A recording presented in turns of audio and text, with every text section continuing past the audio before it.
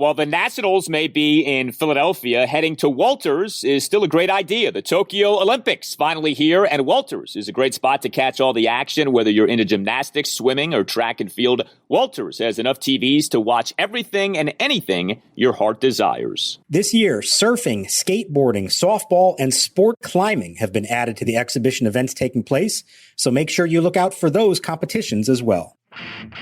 Stephen will have surgery tomorrow. He has a neurogenic thoracic outlet syndrome. So it's a nerve, and he opted to have the surgery and hopefully correct this and have the procedure, and hopefully he comes back and he's ready to go next year. 3-1, swung on, line to deep right. Harper back, looking up. This is going, and it's gone. Goodbye. An opposite field laser beam line drive, 3-run home run for Josh Bell on the 3-1 pitch from Matt Moore. Swung on, hit high in the air to left field and deep, way back. Going, and long gone. Goodbye. An opposite field 3-run home run for Juan Soto. And that one got out in a big-time hurry.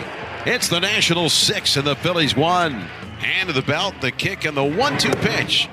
Slider in there, strike 3 called, and the game is over. A Curly W's in the books. Brad Hand bounces back, gets the save tonight, his 21st of the year, and the Nationals off the bat from some excruciatingly tough defeats. And welcome to Nats Chat for Wednesday, July 28th, 2021, along with Nationals insider Mark Zuckerman of MASNsports.com. I'm Al Galdi, host of the Al Galdi podcast. Even when the Nationals win right now, the win is still so far from the headline topic, and that sadly ends up being the case with what transpires with the Nationals on Tuesday. We will get to the win, the 6-4 victory at the Philadelphia Phillies on Tuesday night in Game 2 of a 4-game series. The 5-game losing streak is over for whatever that's worth these days, with the Nationals on the verge of selling and apparently selling hard. We will get to Trea Turner and him testing positive for COVID-19 and being yanked from the game mid-game. But we have to begin with what was horrible news on Tuesday and in so many ways sad news on Tuesday. Stephen Strasburg's season is over.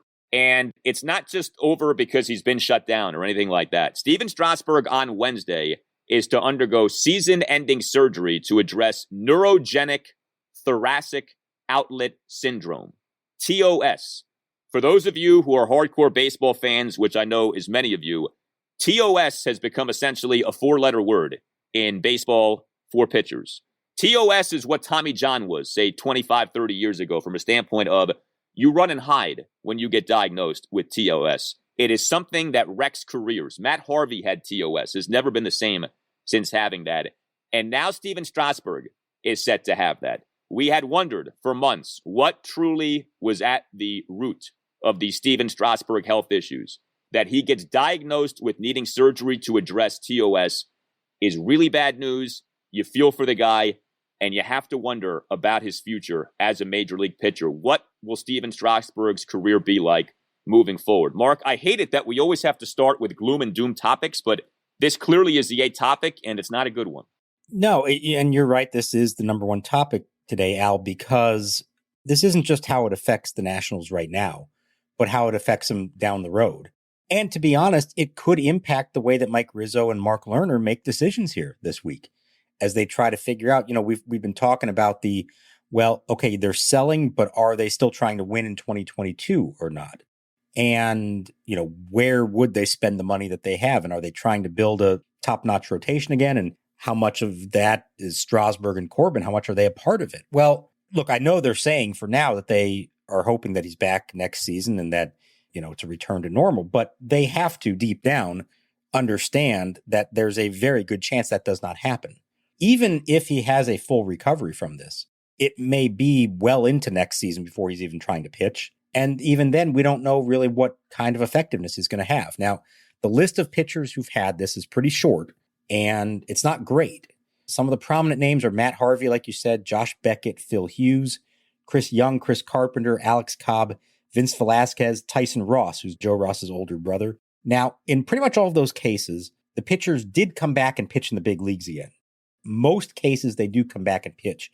But the notable thing is that in almost every case, they don't come back as the same pitcher. This is not like Tommy John, where that new elbow, you can kind of almost in some ways even throw harder than you did before, and that can sustain a whole nother career after that. So, it's impossible to know for sure what the rest of Stephen Strasburg's career holds. But if you were to ask any big league pitcher right now, what is the last injury you want to have? What is the last surgery you want to have? This is it now. This is worse than any of the other stuff that they can go through. And you just hope that we do get to see him again and that he does get to have some success on the mound, because if he doesn't, what a tragic ending to the first portion of his career that had so many highs for them, and obviously some lows as well, but so many highs culminating with the World Series and his MVP award. It really is a doomsday scenario, and it's not going to get the attention it deserves, I feel like, this week, because so much of the conversation with the Nationals is about the trade deadline and who's going to go and, all these things that have been swirling with the Nats over the last few days. But this really is a monumental occurrence. The Stephen Strasburg we have come to know is almost certainly going to be no more.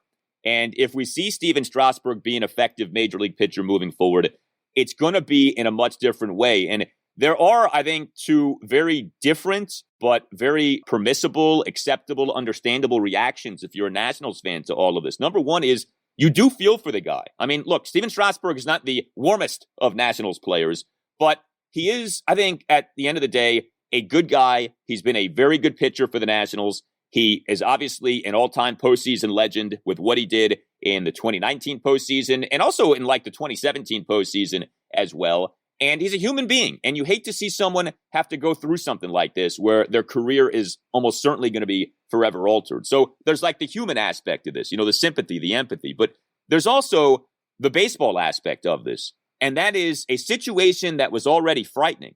This Strasburg 70-year, $245 million contract is now certifiably a disaster, a calamity in a baseball sense. This is, at this point, the worst contract situation in Major League Baseball and maybe in all of pro sports. We've talked about this.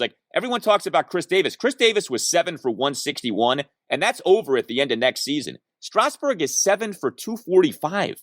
Chris Davis, at least over the first 2 years with the Orioles, was okay. I mean, it wasn't good, but it was okay.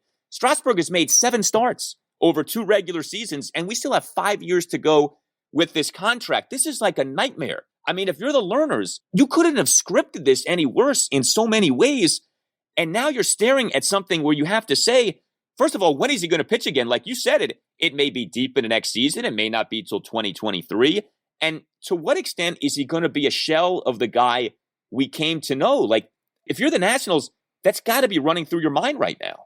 No, it absolutely is. And that, I think, has to help frame their decisions that they're making this week. If there was thought that, okay, we can still compete in 2022, and we're going to do that behind our rotation and our star players, and maybe that even involves keeping Max Scherzer or re-signing Max Scherzer over the offseason, maybe bolstering the roster in some other ways, you have to rethink that right now. We've said almost pretty much every year since he's been around, if Stephen Strasburg gets hurt, we say it's hard to envision a scenario with the Nationals winning that doesn't include Stephen Strasburg. That's just the way they've been built for a long time.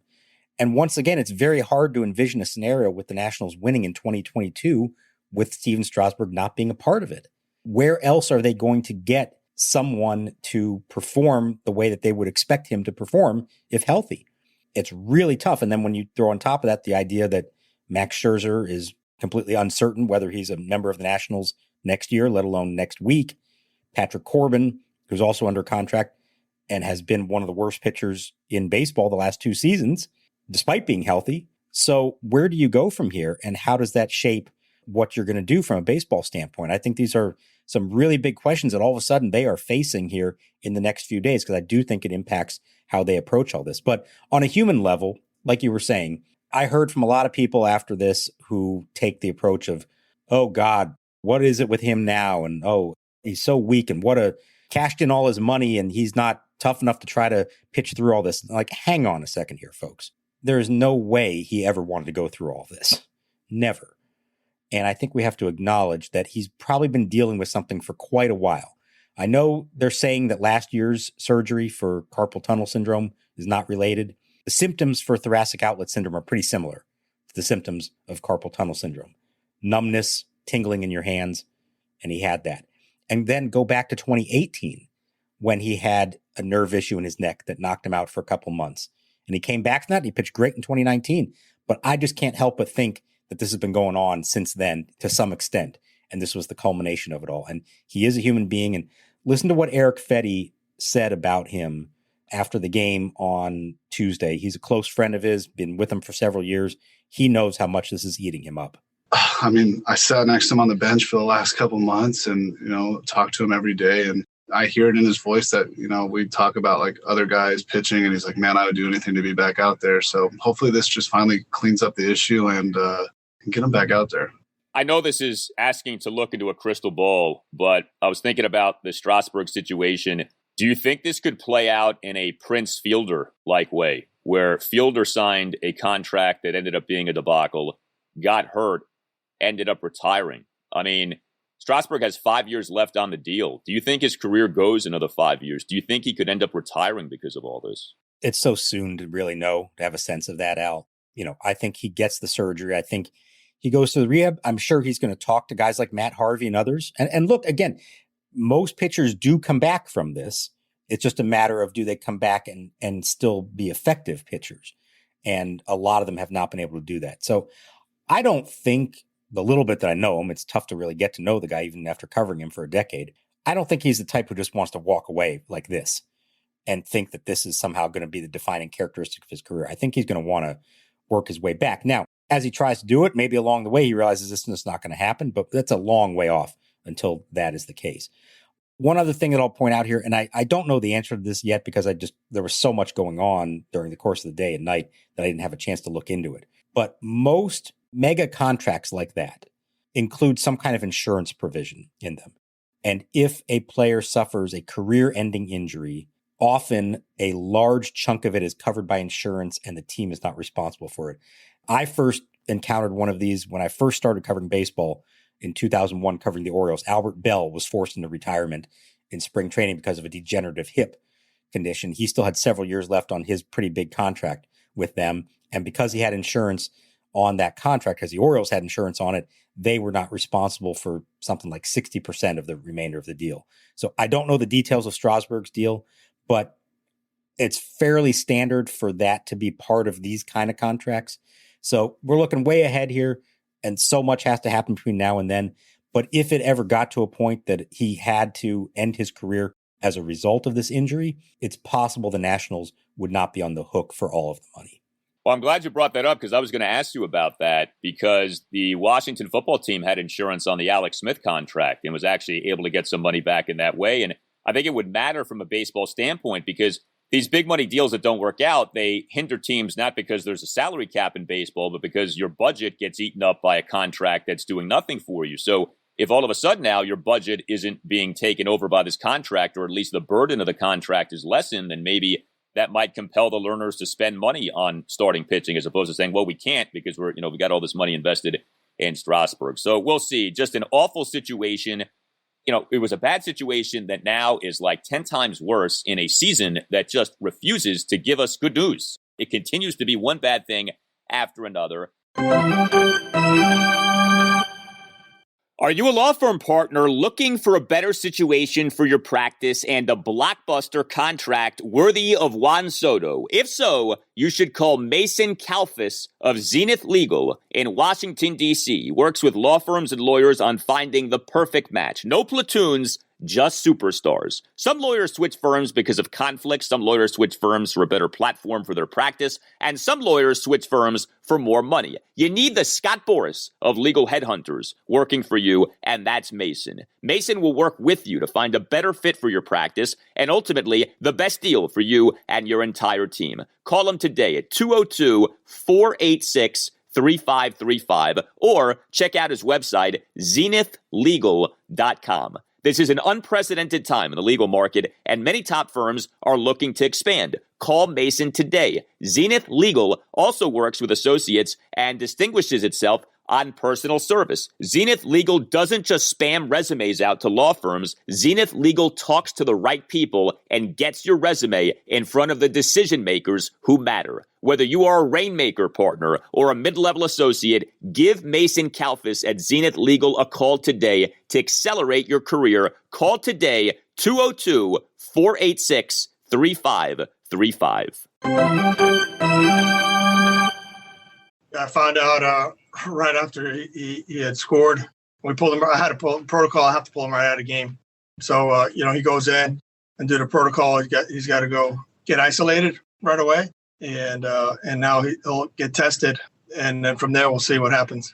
Trea Turner was the Nationals' starting shortstop and number 2 batter. He had a 1-out infield single in the Nationals' 3-run first inning, then got pulled from the game in the bottom of the first inning. Now, of course, this set social media on fire because he didn't suffer an apparent injury. People were kind of looking at, well, did he get hurt here? Did something happen there? And then it's like, well, they must have pulled him because they're about to trade him. And then we get the announcement that he's been pulled because he tested positive for COVID-19. Now, of course, that begs the question of, don't they get the test results back before the starts of these games? Apparently not. Davey Martinez, during his post-game presser, reveals that he found out about Trea having tested positive right after Josh Bell homered. Bell with a 1-out 3-run shot with runners at the corners in the top of the first inning. So now we have yet another COVID-19 situation for the Nationals in this 2021 season. I mean, you could not, no Hollywood writer would come up with that one, I mean, really, who would throw that wrench into everything as a plot twist on a season that has had so many of them already? And like you and like everyone else, I went through the same emotions as soon as he came out of the game thinking, uh-oh, what happened here? Did he just get traded? I start texting some people. I kind of got the sense, no, didn't sound like anybody knew about a trade having gone down. So then you start watching the replays and say, well, sliding into third, he got up and he was kind of huffing and puffing a lot and maybe didn't quite feel right. And then, he sort of just really didn't even jog all the way to home plate, almost like walked to home plate on the home run, didn't stick around to high five. Everyone just sort of walked back to the dugout and you're thinking, man, maybe he really wasn't feeling something. Doesn't appear that any of that happened. According to Davey, he never felt anything wrong. And it was simply a case of as soon as he got back in the dugout, Davey had to immediately tell him, we just got back a positive test for you. You need to go isolate right now. And to your question about the timing of it, the way that this has seemed to go, all the indications I've gotten the last 2 seasons while they've been doing this is they take the test one morning and typically the results are about 36 hours. So it's the next late afternoon or early evening. Typically, they would get that before a game starts, but sometimes it does creep into game time if it's running a little later, whatever. Or, I don't know details in this case, but sometimes you get a positive test. They may need to recheck it just to confirm it, something like that. So he's not the first guy this has happened to, unfortunately. There have been others with other teams that we've seen get pulled out of game. Obviously, Justin Turner is the most famous one during the clinching game of the World Series late in that game. So as annoying as that is, this isn't totally unusual for it to happen in that way. But now they wait and see what happens from this. Officially, he wasn't on the COVID IL yet. Just the protocol said he had to remove from the game. But obviously, he's going to have to be in quarantine for some period of time until he starts testing negative. And so many ramifications from this because, again, a player whose name has been coming up all of a sudden on trade rumors. And is that still possible? Is it now mean that he's with them for the rest of the year and beyond? And I don't know the answer to that as we sit here recording this late on Tuesday night. It's incredible when you think about the prominent free agents to be for the Nationals and the obvious guys who should be traded away come Friday. Kyle Schwarber got hurt. Yan Gomes got hurt. Brad Hand blew back-to-back saves. Daniel Hudson was on the injured list for a while. Max Scherzer got scratched from his most recent start. And now Trea Turner gets COVID-19. I mean, again, the Murphy's Law of this 2021 National season. Even when things have gone wrong and you say, all right, now we have to get rid of these guys because things have gone wrong. Things go wrong with the going wrong in that trying to get rid of these guys, trying to trade away these guys, all these things pop up with these guys. I mean, it's incredible what has taken place here. For those wondering if Trea Turner has been vaccinated for COVID-19, look, I don't want to do a whole vax shaming thing here, all right? There's enough of that going on right now. I did get a kick, though, out of how Davey Martinez handled this in the post-game presser. So Davey would not say whether Trea Turner had been vaccinated for COVID-19. And you know what? It's none of our business whether he has been. But Davey did make it clear that vaccinated players are not being tested for COVID-19 right now. So Davey wouldn't say whether Trea Turner had been vaccinated, but of course ended up telling us that Trea Turner has not been vaccinated for COVID-19. For the vaccinated people, we don't get tested just due to protocol. So, we just, like I said, this is something that honestly it hit us by surprise. As far as we can tell, yeah, that's the interpretation. And I thought it was striking when you consider Erick Fedde, who got COVID-19 a couple months ago, and it was Max Scherzer who revealed it, but the team wasn't hiding that fact that he was vaccinated and still got it. I think they kind of wanted that message actually out there, in part because they didn't think that players who were vaccinated and tested positive should still have to go through all the protocols that Fedde did. Remember, he missed almost a month as a result of it. So the way they publicly handled that one versus the way they're handling this one, there is a difference there, and we'll leave it up to everyone to interpret how you want with that. It's unfortunate, and we've kind of become cynical about athletes testing positive for these things, because in the vast majority of cases, they don't ever even have symptoms, or even if they do, it's mild and they're back within a few days. But let's hope he's all right, first and foremost. Nobody wants him to actually get sick. He has a newborn at home. We don't want any of that. But whenever he is cleared to come back, there are a lot of questions for Trea Turner that I and think everyone else on the beat would like to ask him. And it's up to him if he wishes to answer those and explain how he got into this situation. I guess we also have to leave open the possibility that it's a false positive because he gets retested, right? Once he gets pulled from the game to make sure this is not, say, a Juan Soto situation. Sure. Yeah, no, that is absolutely part of it as well. And I mean, there's a lot we don't know. We're inferring a lot here. And, we've learned a lot in the last year to see, it gives us like a sense of here's how things probably went down. But as we've seen, it's not always what it seems. So, let's not jump to every conclusion here yet. We should know a lot more in the next 24 hours. And I hope that Trea, who is a stand-up guy and has always been, he's a leader on the team. He is one of those, back when we used to be allowed to be in the clubhouse, one of the guys who would always be there ready to talk to us and not just wait for us to track him down. Like, he understood that as a part of his job in good times and bad. So I do hope that he does stand up and speak about this and answer questions and just explain, because I think everyone would like to know what he felt through all this, what he thought as he crossed the plate and goes back to the dugout and learns this, and what, if anything, maybe led to it happening to him. All right, one more thing, and then we can actually talk about the game. Victor Robles got hurt in the game while batting in the top of the ninth inning, ended up leaving the game. Did you get any update on him after the game? Yeah, lower back tightness, and you could see on that swing, he didn't seem to like how it felt. And Davey said it just wasn't worth taking any chance on, so they pulled him. And I mean, again, we'll see where it is with him. Maybe it's not a big deal. Maybe he is out for some length of time. But it left me thinking this at the end of the night. If you're Mike Rizzo, you've got a plan for all kinds of contingencies right now for the rest of this week. You've got to have players ready to go to step in case of trades. Like, you got to be able to field a 26-man roster every night. Now, on top of that, you've got to account for a shortstop who is on the COVID IL or should be going on the COVID IL shortly, a center fielder who may be banged up and not be able to play. Like, how many extra players do they need to have ready to go on a moment's notice right now? It could be like the entire Rochester roster has to be there and ready to serve at a moment's notice if they're needed.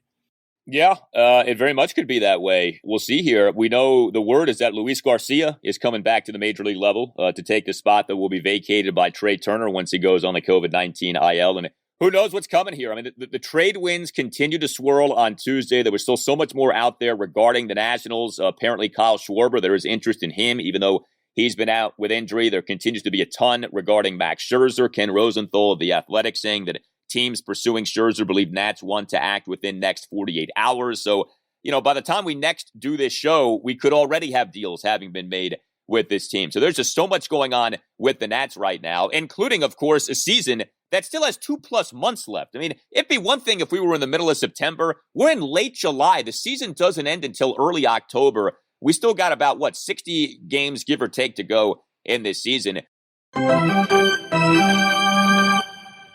Nats Chat is sponsored by Silver Branch Brewing Company, located in downtown Silver Spring, only a 1-minute walk from the Silver Spring Metro station. Silver Branch is a perfect jumping-off point to Metro down to the game. Park at the Cameron Street parking lot and meet up with friends for a beer and a bite to eat before metroing down. You can also get Silver Branch beer at Nationals Park. Beyond the Gnome World, one of Silver Branch's 4 flagship beers, is available at District Drafts at Section 223. Brewed to be light and refreshing, Beyond the Gnome World won a gold medal for the Saison beer style at the Great American Beer Festival last year. Beyond the Gnome World is deliciously dry and thirst-quenching and the perfect beer for hot summertime ball games. You may not be familiar with Saison, but take our word for it, baseball season is the perfect season for Saison, and buying from District Drafts to support your local breweries is a gnome run. Go to Section 223 and try Beyond the Gnome World the next time that you're at Nats Park, and make sure you stop by Silver Branch, located in Metro Plaza, just steps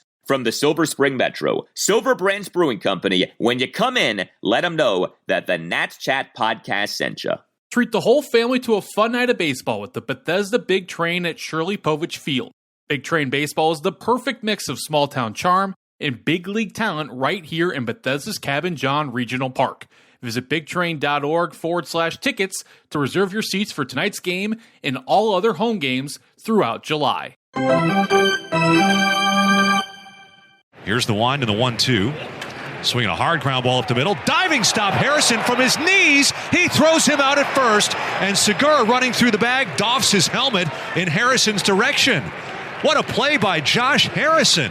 And so the Nationals are playing games, and the Nationals won a game on Tuesday night. 6-4 was the final at the Phillies. It was a typical Nationals game in so many ways. The Nationals did all of their scoring early in the game. All 6 runs scored over the first 2 innings. Nats finished the game with just 8 hits and 2 walks. The offense was just like silenced as the game went on, but the offense was quite good over those first 2 innings, highlighted by 2 big 3-run homers. Juan Soto, a 2-out first pitch 3-run homer on a bomb to left center field in the top of the second. The homer going a projected 424 feet per StatCast, his 7th home run in 11 games since the All-Star break. And then Josh Bell delivering a 1-out 3-run opposite field homer with runners at the corners to right field in the top of the first inning. So Bell in the first, Soto in the second. Nats put up 6 runs early, and it got dicey as the game went on, but the Nats ultimately end up holding on and snap that 5-game losing streak. Well, so those were 2 big blasts from a couple guys who've been doing a lot of this here lately, and both opposite field. Bell from the right side of the plate again, which has been really nice. It's 4 of his last 5 homers have come right-handed. That's a great sign, and that's the reason he's starting against lefties and not Ryan Zimmerman. Bell is playing basically every day now. You know, Zim was the DH in Baltimore, but essentially Bell is the everyday first baseman right now and has earned it. And Soto, I mean, yet again, what he's doing, driving the ball the other way. That ball wound up on the concourse after it bounced once. Just a remarkable thing that he has going on. And yet, 6 runs on 7 hits in the first 2 innings. And then what happened after that? 0 runs on 1 hit. The rest of the way, the Phillies faced the minimum. The Nats sent the minimum to the plate over the final 6 innings. 1 single, 1 hit by pitch, both wiped out by double plays.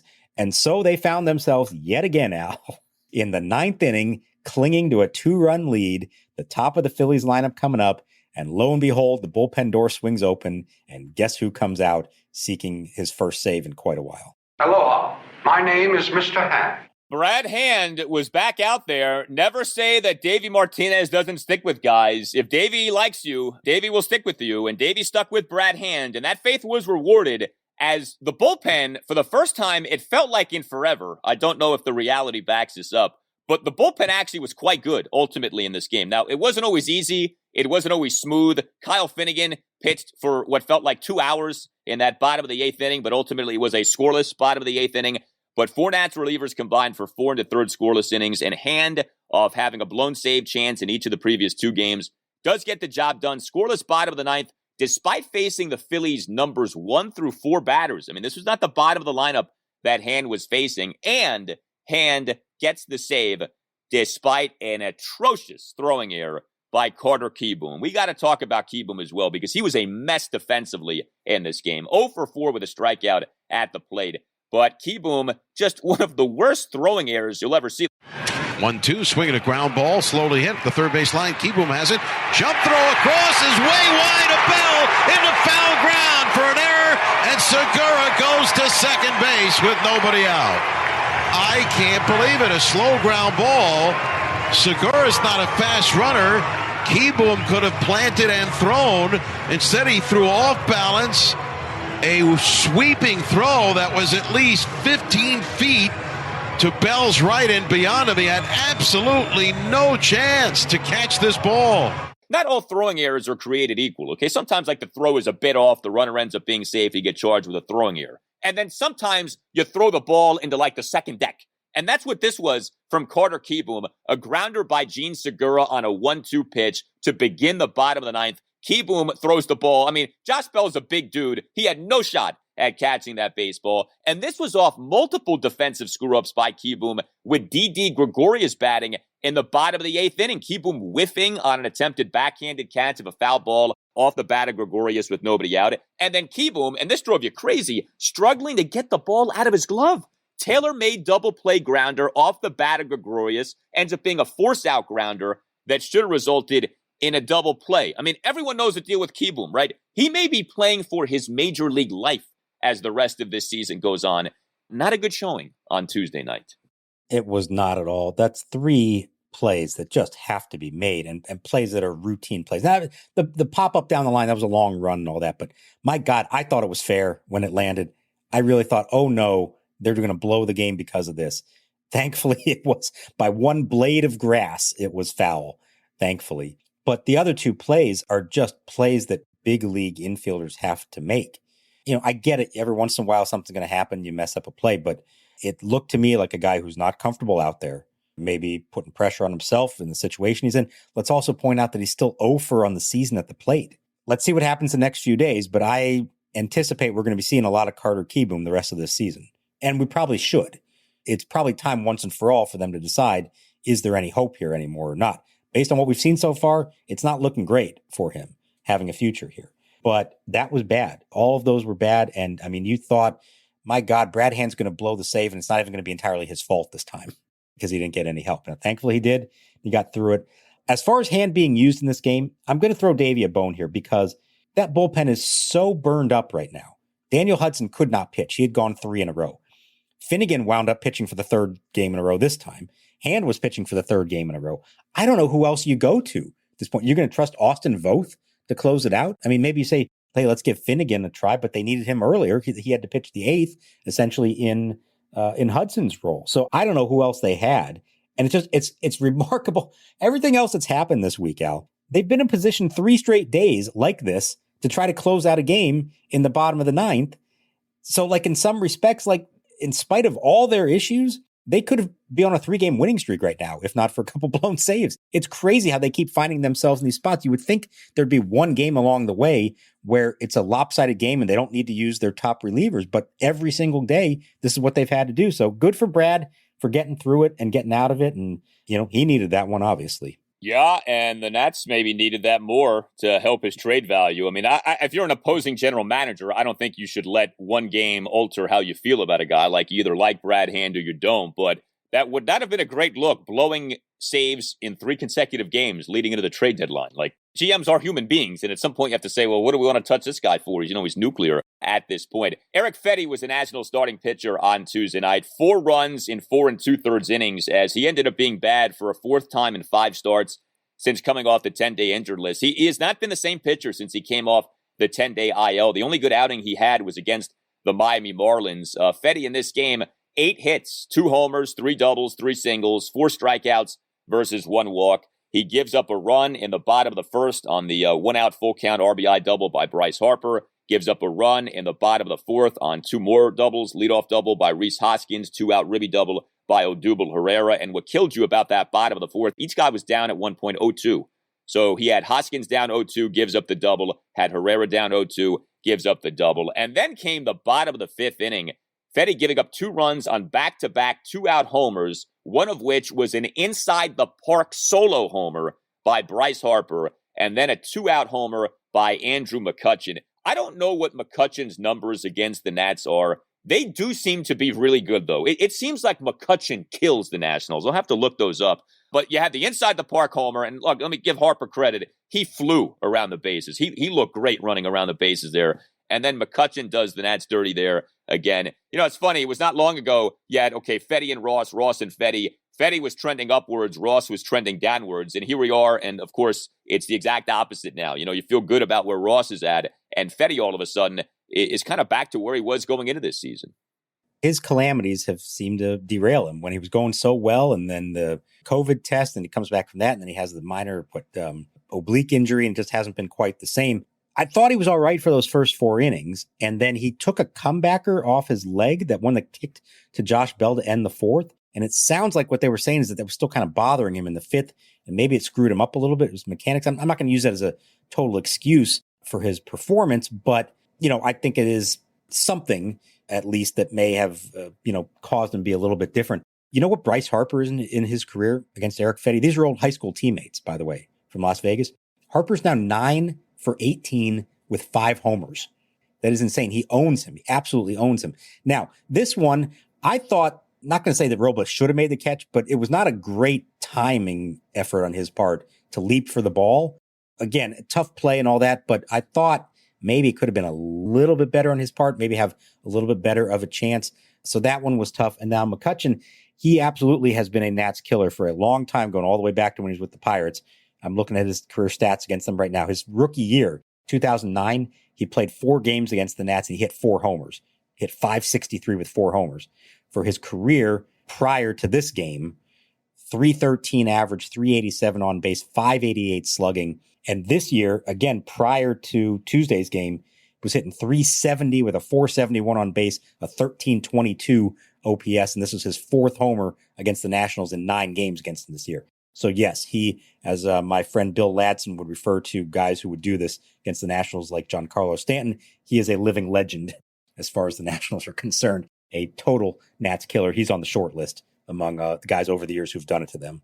Game 3 at the Phillies, Wednesday night, 7:05. Patrick Corbin versus Zach Wheeler. If the Nats ever needed Corbin to get back to being his 2019 self, now is the time with Stephen Strasburg and the terrible news that came down with him on Tuesday. But I don't know how anyone could have any faith at this point with Corbin, so we'll see. Got an ERA of 5.71 over 19 starts on the season. You can always email the Nats Chat Podcast, natschatpodcast@gmail.com. With the Nationals set to be sellers come the MLB trade deadline on Friday, we got this email from Chris Tharrington regarding something we brought up a few episodes ago, and that is many, maybe even most Nationals fans being astute enough, being sophisticated enough to be understanding and accepting of the Nationals being sellers. This idea of, how dare they sell on Max Scherzer and Daniel Hudson?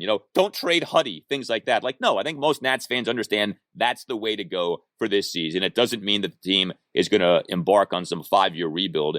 Writes Chris, those of us who love baseball knew that this day was coming. It comes for every team. Yankees 64-76, Orioles 83-97, etc. I grew up in this area, and I was 11 when the old Senators left for Texas. It took 34 years for baseball to come back to D.C., and I view this team like I view my marriage. You take the rough with the smooth, and you're grateful for what you have. We also got this from Larry Cohen, sort of echoing these sentiments. Larry's a regular listener to the podcast. We appreciate that so much. He says, the Nats have had a tremendous run since 2012, parentheses, I do not count 2020 as ever happening, and are now backing up a bit. I've been a fan of DC baseball since I was 6. I'm now almost 67, and thought I would never see a DC baseball team win a World Series. I got that World Series and the Stanley Cup also, and I'm happy with that. It is very difficult in baseball these days to build a dynasty. The Nats have been good for a long time. I will continue to support them and hope there is another World Series down the road. I think there are a lot of fans, like I said, maybe even most fans, who understand the ebbs and flows of being a sports franchise, and especially with this team, good for so long, at some point a step back was going to have to be taken. And I think the hope, and I think very much the possibility here is you can take the step back and then take the step forward sooner rather than later. This doesn't have to be the end, and the Nats now go into the darkness for years to come. Yeah, I love the perspective from both of them, and it says so much. I think sometimes we get so caught up in the day-to-day roller coaster of this team that you do need to remind yourself, hey, take a step back, look at the big picture, consider where this franchise has been, where it has now gotten to, and what has happened. And the key there to me is, yeah, it's really hard to sustain it as long as they did. There was a point there until last year. It was the Nats, the Yankees, the Dodgers, and the Cardinals, the only teams that had winning records every season over what that was, an 8-year stretch, I think it was, of winning records. So that's some elite company to be in. Everybody loses at some point. It's bound to happen, even really successful franchises. The key is how quickly can you turn it around? And can you avoid the 5, 6, 7-year down cycle that some have gone through? I've been thinking a lot lately about the Philadelphia Phillies, how they won the title in 2008. They went back to the World Series 2009. They tried to build the super roster and it didn't work. And by 2012, they were under 500, missing the playoffs, and they still haven't been back since. Now, that was an organization that was not managed very well there for a while. They did not have a good farm system, and they locked up a lot of veterans that they were stuck with for a while on some big contracts. That's what you try to avoid. That's why Mike Rizzo in the next few days may be making the moves he's going to make that are hard for people to accept, but ultimately that may help them be better sooner and not have to go through one of those very long down cycles. So we'll see how that plays out. But I really like the perspective. And also just say this, and I think it's important we all remember this. Thank God they won the World Series in 19. Can you imagine what the feeling would be like right now if they had not? If after a decade of trying for it and coming so close, you now have to tear it all down and start over, that's the worst kind of rebuild. They at least know that they won it all. Their fans know they got to have that moment and winning it all. To me, that softens the blow a lot for what's about to come. It does. It frames things in a much different way because, like you said, I mean, the Phillies at least won 2 pennants. You know, I think the Giants fit that profile a bit, where the Giants got old and they stuck with guys for too long. But the Giants won 3 World Series championships. But the Giants also have gotten back to being good again a lot sooner than people thought. Now, that came with a management overhaul. That came with a philosophical overhaul. You know, I don't think the Nationals are going to be doing that. You know, they just re-signed Rizzo. They just re-signed Davey Martinez. But things can change quickly. Teams can get good again quickly. The Milwaukee Brewers went through this too. You know, the Brewers owner sent a letter to season ticket holders at one point saying, we're going to be bad for a while. We're going into a rebuild. And then they ended up being good a lot sooner than anybody thought. So you never know with this stuff. So I wouldn't just give up on the Nationals for years to come, but there are some definite things that need to be altered here. The farm system is in bad shape, as we've talked about quite a bit. And now you have a really difficult situation with a top-line pitcher in Stephen Strasburg. Keep the feedback coming. You can email us again, natschatpodcast@gmail.com. You can tweet us as well @nats_chat. If you don't already subscribe to the podcast, please consider doing so. Subscribing to the pod costs you nothing. All Nationals radio highlights on Nats Chat are courtesy of 106.7 The Fan. For Mark Zuckerman, I'm Al Galdi. We'll talk to you next time on the Nats Chat podcast. The Willie Mays Most Valuable Player Award, presented by Chevrolet, goes to Stephen Strasburg of the Washington Nationals. Stephen had 2 pivotal victories in the World Series and a great postseason run. Congratulations on it.